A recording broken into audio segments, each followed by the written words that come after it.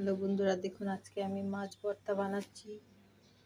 দিনের ভিডিওর মাধ্যমে আমি দেখাতে পারি না কিভাবে মাছ ভর্তা আমরা তৈরি করি। এখানে দেখুন পেঁয়াজগুলো আমি একটু তেল দিয়ে আমি থেতলিয়ে রেখেছি। এখানে অল্প একটু দিয়ে দেব খাঁটি সরিষার তেল, দিয়ে দেব আপনার মাছগুলো কাটা বেছে ভেজে মাছগুলো রেখেছি, ওইগুলো দিয়ে দেব। তারপরে দিয়ে দেবো আপনার ধনে পাতা দিয়ে খুবভাবে এগুলো মেখে নেব। মাছ ভর্তা, এই ভর্তাটা খেলে আপনারা বুঝতে পারবেন কতটা স্বাদ। 2 প্লেট ভাত এমনি খেয়ে নেবেন।